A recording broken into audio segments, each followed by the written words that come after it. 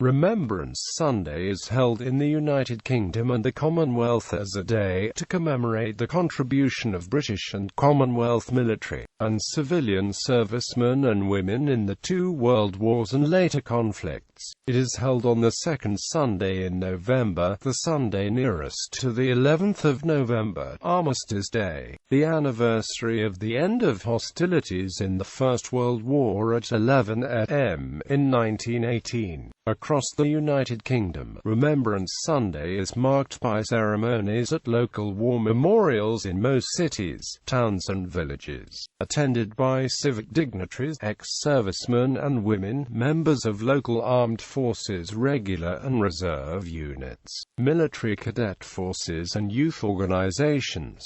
Wreaths of remembrance poppies are laid on the memorials and 2 minutes silence is held at 11 a.m. Church bells are usually rung half-muffled, creating a somber effect. National ceremony in the United Kingdom. The national ceremony is held in London at the Cenotaph on Whitehall. 2 minutes silence is held at 11 a.m. before the laying of the wreaths. The silence represents the 11th hour of the 11th day of the 11th month in 1918, when the guns of Europe fell silent. This silence is marked by the firing of a field gun on Horse Guards Parade to begin and end the silence, followed by Royal Marines buglers sounding last post. RAF buglers sound the rouse. The first wreath is laid on behalf of the nation by the Queen. Wreaths are then laid by senior members of the royal family, including the Duke of Edinburgh, the Prince of Wales, the Duke of Cambridge, Prince Harry, the Duke of York, the Earl of Wessex, the Princess Royal, and the Duke of Kent. Other members of the royal family watch the ceremony from the Foreign Office balcony. Some members of the royal family may be abroad or in other parts of the United Kingdom, where they will usually lay wreaths at local ceremonies. Wreaths are then laid by the Prime Minister, leaders of major political parties, and the Foreign Secretary, Commonwealth High Commissioners, and the Irish Ambassador, and representatives from the Royal Navy, Army and Royal Air Force, the Merchant Navy and fishing fleets, and finally, the civilian emergency services. A short religious service of remembrance is then conducted by the Bishop of London. The hymn O God Our Help in Ages Past is sung, led by the massed bands and the choir of the Chapel Royal. Before the ceremony, military bands play live music each year, following the list of the traditional music of remembrance. After the ceremony, as the bands play, a huge parade of veterans, organized by the Royal British Legion, marches past the cenotaph. Each contingent salutes the cenotaph as they pass, and a great many wreaths are handed over to be laid at it. They salute the cenotaph as they are paying tribute to all those it represents, to all those who died and who lie buried elsewhere. As the veterans march back to Horse Guards Parade, a member of the royal family takes the salute in front of the Guards Memorial. Regional and local ceremonies. Significant ceremonies also take place in the capitals of the nations and across the regions of the United Kingdom, most notably at the Scottish National War Memorial in Edinburgh in the grounds of Edinburgh Castle, the Welsh National War Memorial in Cardiff, and at the Northern Ireland War Memorial and Cenotaph in Belfast in the grounds of the Belfast City Hall. Television coverage. The ceremony has been televised each year by the BBC since 1946.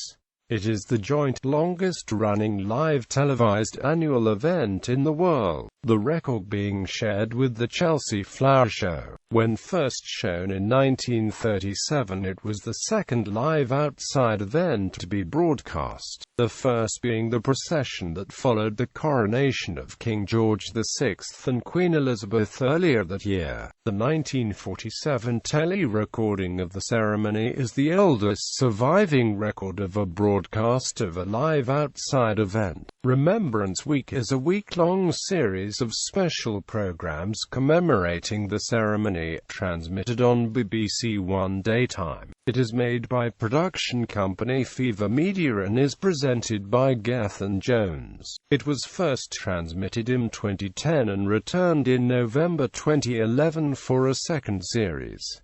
British Overseas Territories. In the past, the Secretary of State for Foreign and Commonwealth Affairs laid a wreath on behalf of all the British Overseas Territories. However, since 2001 there has been a campaign by Britain's Overseas Territories Association for the right to lay a wreath themselves at the annual service. At the Cenotaph, in 2008, the Labour government agreed that one wreath could be laid for all 14 territories by a representative of the territories. Northern Ireland. In Northern Ireland, Remembrance Sunday has tended to be associated with the Unionist community. Most Irish nationalists and Republicans do not take part in the public commemoration of British soldiers. However, some moderate nationalists have attended Remembrance Day events as a way to connect with the Unionist community. In 1987, a bomb was detonated by the Provisional Irish Republican Army just before a Remembrance Sunday ceremony in Enniskillen, killing 11 people. The IRA said it had made a mistake and had been targeting soldiers parading to the war memorial.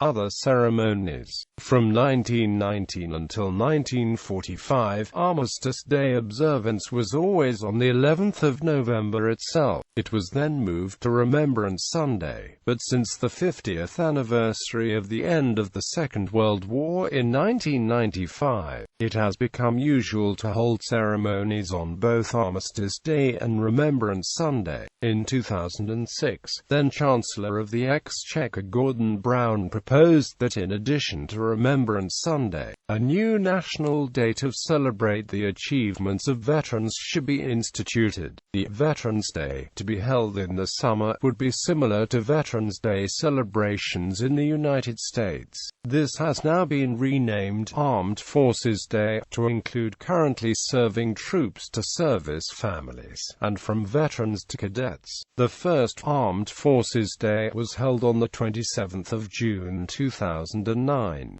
Submariners hold an additional Remembrance Walk-in ceremony on the Sunday before Remembrance Sunday, which has the Submariners Memorial as its focal point. Traditional music. Each year, the program of music at the national ceremony remains the same, following a program finalized in 1930, Rule Britannia, by Thomas Arne, Heart of Oak by William Boyce, The Minstrel Boy by Thomas Moore, Men of Harlech, The Skyboat Song, Isle of Beauty by Thomas Haynes Bailey, David of the White Rock, Oft in the Stilly Night by John Andrew Stevenson, Flowers of the Forest, Nimrod from the Enigma Variations by Edward Elgar, Didar's Lament by Henry Purcell, O Valiant Hearts by Charles Harris, Solemn Melody by Walford Davies, Last Post, A Bugle Call, Beethoven's Funeral March No. 1 by Johann Heinrich Walch, O God, Our Help in Ages Past, words by Isaac Watts, music by William Croft, Reveille, A Bugle Call, God Save the Queen. Other pieces of music are then played during the unofficial wreath-laying and the march past to the veterans, starting with Trumpet Voluntary and followed by It's a Long Way to Tipperary, the marching song of the Connaught Rangers, a famous British Army Irish regiment of long ago, and by the Royal British Legion March, the official march of the official organizer of the ceremony, the Royal British Legion, which is a medley of marches of the First and Second World Wars. Outside the United Kingdom. Outside the United Kingdom, Anglican and Church of Scotland churches often have a commemorative service on Remembrance Sunday. In the Republic of Ireland there is an ecumenical service in St Patrick's Cathedral, Dublin, the Church of Ireland's national cathedral. Since 1993 the President of Ireland has attended this service. The state has its own national day of commemoration for all Irish men and women who have died in war. In the United States it is celebrated by many Anglo-Catholic churches in the Episcopal Church. The Anglican Church of Korea also celebrates the day to commemorate, in particular, the Commonwealth soldiers who fought in the Korean War with the service at the Seoul Anglican Cathedral. In New Zealand an attempt was made to change Armistice Day to Remembrance Sunday after World War II, but it was a failure, partly owing to competition from Anzac Day.